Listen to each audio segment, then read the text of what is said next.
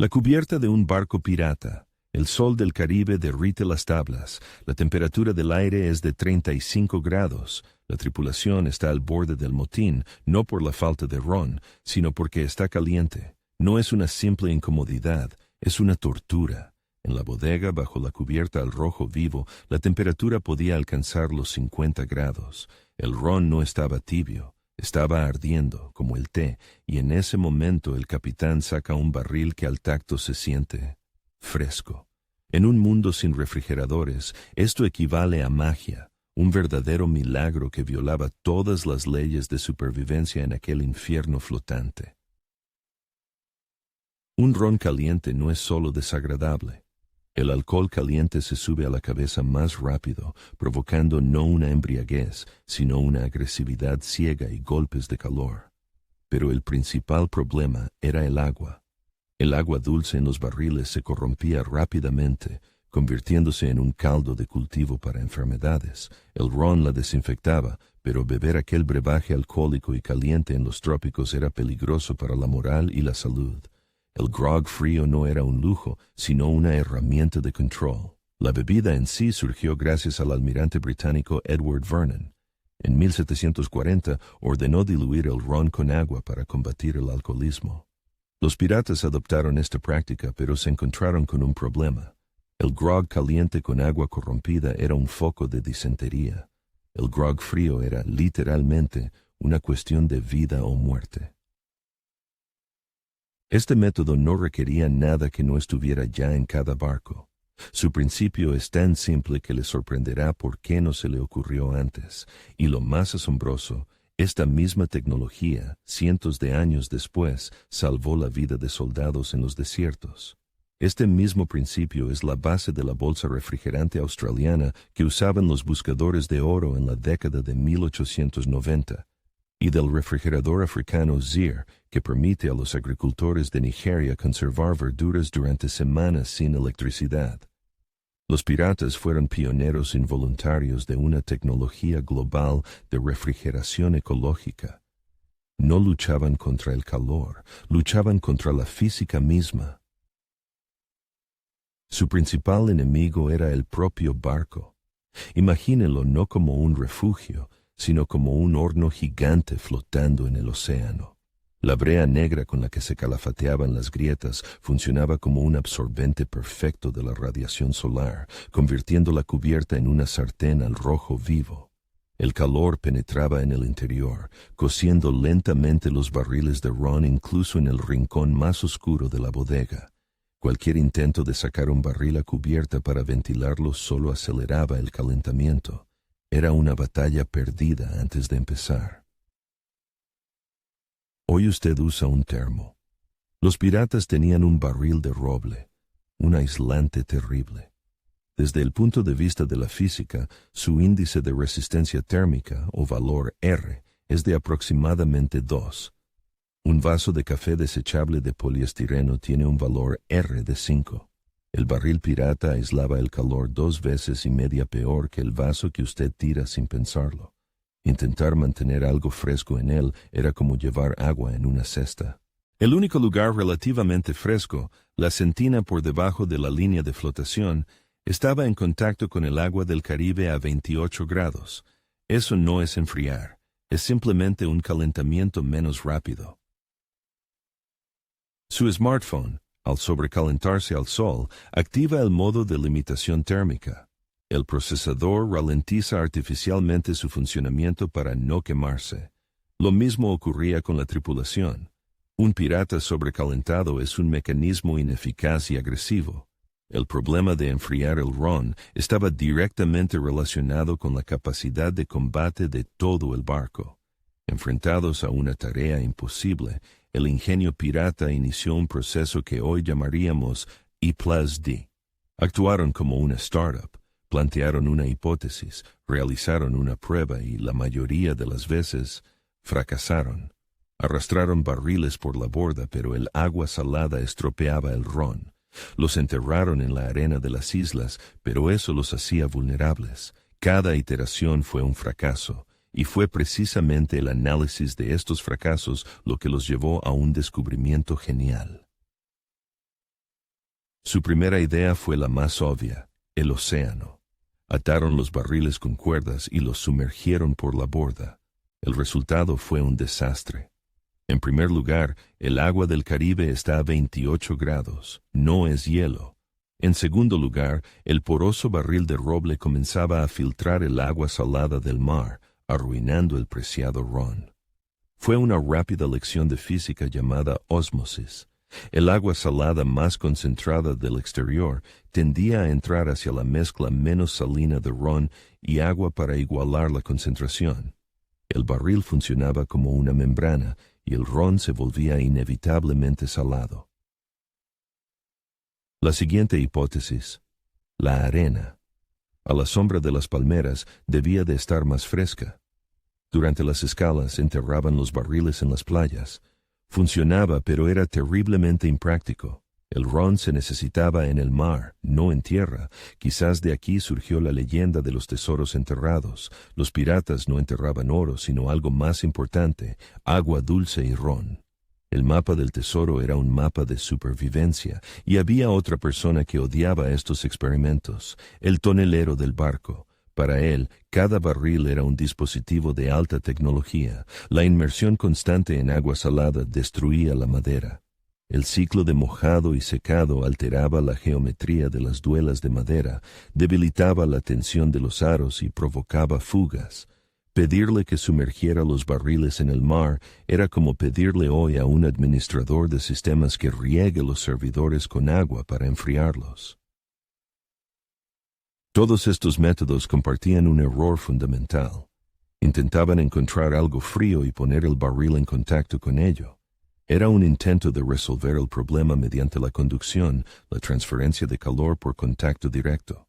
Pero la solución residía en la transición de fase. Buscaban el frío como un objeto, cuando debían buscarlo como un proceso. Ese fue el momento de la revelación genial. ¿Alguna vez has salido del mar en un día de viento? Siente frío, aunque el aire esté cálido. Esa es la clave. Cuando el agua se evapora de una superficie, se lleva el calor consigo. Este proceso se llama enfriamiento por evaporación. Los piratas notaron que una lona mojada al viento se sentía helada al tacto. Solo quedaba aplicar este principio al barril. La física de este proceso es asombrosa. Para evaporar un solo gramo de agua se necesitan unas 540 calorías de energía térmica. Es lo que se conoce como calor latente de vaporización, cada gota de agua que se evaporaba. De la tela funcionaba como un refrigerador microscópico, llevándose consigo una enorme carga de calor. Su organismo utiliza exactamente el mismo mecanismo. Usted suda. El sudor se evapora de la piel, enfriándola. Los piratas, en esencia, hicieron que el barril de ron sudara. Crearon para él un sistema de sudoración artificial y hipereficiente. Era un exoesqueleto de sudor hecho de lona que funcionaba mucho mejor que la piel humana. Para el refrigerador pirata se necesitaban solo 3 cosas que abundaban en el barco: la superficie porosa del propio barril, una mecha en forma de un trozo de vela vieja y un catalizador, un flujo constante de aire. El viento era la santísima trinidad de la refrigeración de baja tecnología, y el lugar más eficaz no era simplemente en el mástil, sino en la zona de flujo turbulento detrás de la vela. Allí, el viento no solo soplaba, sino que se arremolinaba, arrancando la humedad de la tela a la máxima velocidad, como un mini tornado. En una escala de ingenio pirata del 1 al 10, donde 1 es beberse el ron de inmediato antes de que se caliente y 10 es inventar el freón, este método es un sólido 9. No requiere la creación de nuevas tecnologías, sino una combinación genial de elementos ya existentes. Hoy en día esto se llamaría jugad o innovación frugal. Es un término indio para designar soluciones ingeniosas y no convencionales creadas con medios improvisados. Los piratas del siglo XVII fueron pioneros de este enfoque, que ahora se estudia en las escuelas de negocios. Conocer el principio es la mitad del trabajo. La otra mitad es perfeccionar la tecnología. ¿Cómo lo hacían exactamente? ¿Cuánto tiempo les llevaba? ¿Y a qué precio se conseguía esa frescura? Ahora verá el protocolo paso a paso Diablo del Mar. ¿Por qué Diablo del Mar? Porque el barril, envuelto en un paño oscuro y húmedo, balanceándose en lo alto de una verga en la niebla, de lejos parecía un hombre ahorcado, provocando un terror supersticioso en otros barcos. No era solo un refrigerador, sino un elemento de intimidación psicológica. No usaban un enorme barril de barco, sino un barril pequeño, un anchor, o incluso una vasija de barro. Cuanto menor es el volumen, más rápido se enfría. Todo es cuestión de la relación entre la superficie y el volumen. Es como intentar enfriar una patata grande o la misma patata cortada en cubos. Los cubos se enfriarán decenas de veces más rápido. Si el barril estaba embreado, su superficie se lijaba a propósito para hacer la madera porosa. Fue una jugada genial y contraintuitiva. Arruinaban deliberadamente la impermeabilidad del barril para mejorar su conductividad térmica. Luego, el barril se envolvía firmemente en varias capas de lona vieja y se empapaba abundantemente con agua. Agua dulce, concretamente. No era una simple preferencia, sino una necesidad científica. En primer lugar, la sal del agua de mar obstruiría los poros de la tela y la madera, convirtiendo un sistema eficaz en una compresa inútil. En segundo lugar, los cristales de sal son higroscópicos, atraen la humedad del aire, ralentizando la evaporación. Usar agua salada era como intentar secar la ropa en un baño de vapor. El gasto de la preciada agua dulce era una inversión consciente y calculada en el resultado. Este capullo no se dejaba en la cubierta. Se colocaba en una red de malla y se izaba a las vergas o a los obenques, donde el viento no solo era fuerte, sino lo más rápido posible. Utilizaban intuitivamente lo que hoy se conoce como el efecto Venturi. El flujo de aire, al rodear el mástil y las velas, se aceleraba. El barril, suspendido en esa zona, entraba en un túnel de viento natural. Esto aumentaba la velocidad de evaporación varias veces en comparación con cualquier otro lugar del barco.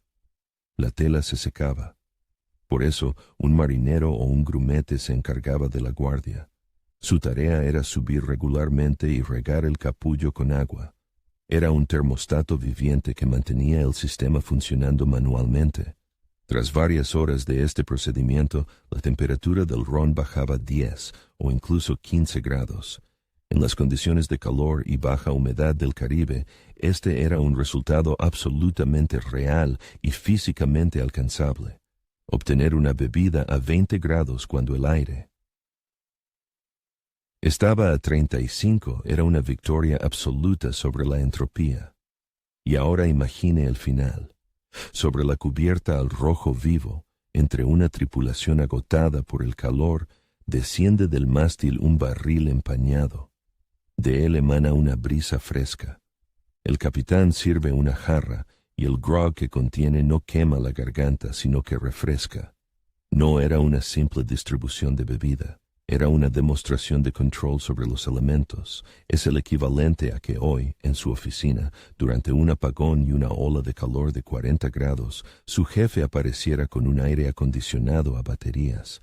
Instantáneamente deja de ser solo un jefe. Se convierte en un líder. Pero este gesto de liderazgo era solo la punta del iceberg.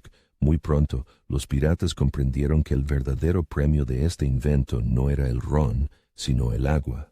El agua enfriada no solo calmaba la sed, parecía más limpia, más fresca, lo que psicológicamente animaba a la tripulación a beber más y evitar la deshidratación. Pero el efecto principal estaba oculto a la vista. En el agua fría, las bacterias se multiplicaban más lentamente. Según la regla de Van Hoff, la velocidad de la mayoría de las reacciones biológicas se duplica con cada aumento de 10 grados en la temperatura. Al enfriar el barril de 35 a 25 grados, los piratas, sin saberlo, ralentizaban el crecimiento de la microflora mortal aproximadamente a la mitad. Presionaban un botón invisible de cámara lenta para la descomposición del agua. El mismo principio salvaba vidas de una manera aún más directa. A un marinero con fiebre o un golpe de calor se le acostaba en una hamaca en el lugar más ventilado de la cubierta y se le cubría con una sábana mojada. La evaporación funcionaba como un intercambiador de calor de emergencia, bajando eficazmente la temperatura corporal. Era una reanimación primitiva que a menudo era la única oportunidad de sobrevivir. Sorprendentemente, este protocolo todavía se considera uno de los más eficaces en la medicina de urgencias. Es incluso mejor que los baños de hielo, que provocan la constricción de los vasos sanguíneos de la piel y pueden atrapar el calor dentro del cuerpo. Los piratas utilizaron intuitivamente un método con el que hoy se salva a maratonistas y soldados en el desierto. Y ahora es su turno. Imagine, hace calor, se ha ido la luz en su casa. El refrigerador no funciona, tiene un trozo de mantequilla, una maceta de barro, una camiseta vieja y un cubo de agua. Su misión, evitar que la mantequilla se derrita durante 12 horas. No es un acertijo hipotético. Es el principio de funcionamiento del refrigerador africano Zaire. Espero sus protocolos de supervivencia paso a paso en los comentarios. Esta tecnología no murió con los piratas. Es como una eterna canción popular. La melodía es la misma, pero la letra cambia. Aquí está la vasija del desierto africano Zaire. Aquí, la bolsa refrigerante australiana Coolgardie que llevaban los buscadores de oro. Aquí, los enfriadores de arcilla modernos que funcionan sin un solo vatio de energía. Todos cantan la misma canción sobre la evaporación que entonaron por primera vez unos marineros desesperados en el mar Caribe. Y hoy, esta melodía resuena en los proyectos de la arquitectura bioclimática más vanguardista. Las fachadas de los rascacielos comienzan a rociarse con agua para enfriar los edificios sin aire acondicionado. El truco pirata se está preparando para funcionar a escala de una ciudad entera. Esta historia nos deja 3 reglas simples. Primero, observa. Los piratas no inventaron la física, simplemente se dieron cuenta de cómo funcionaba en una lona mojada y lo copiaron. Segundo, combina. La innovación no siempre es crear algo nuevo de la nada, la mayoría de las veces es un reensamblaje genial de lo antiguo. Un barril, más tela, más viento. Y tercero, las limitaciones engendran el ingenio. La falta de un refrigerador no fue una sentencia, sino un pliego de condiciones. El ejemplo más famoso de este principio, la misión Apolo 13. Cuando explotó el tanque de oxígeno, los ingenieros en la Tierra tuvieron que salvar a los astronautas. Construyeron un sistema de soporte vital con un filtro cuadrado, un orificio redondo, cinta adhesiva y cartón. Trabajaron según la ley pirata. Olvida lo que necesitas, mira lo que tienes. Queda la pregunta principal, para la que no hay respuesta. ¿Qué fue en realidad? ¿Una revelación genial de un capitán que observó una ley natural? ¿O pura casualidad? Alguien simplemente arrojó un trapo mojado sobre un barril y los demás lo imitaron sin entender la esencia. Es una elección entre 2 visiones de la historia. La teoría del gran hombre, donde un genio solitario cambia el mundo, o la propiedad emergente de un sistema, donde el descubrimiento nace del caos y se consolida por la experiencia colectiva. Escriba en los comentarios una sola palabra: revelación o casualidad.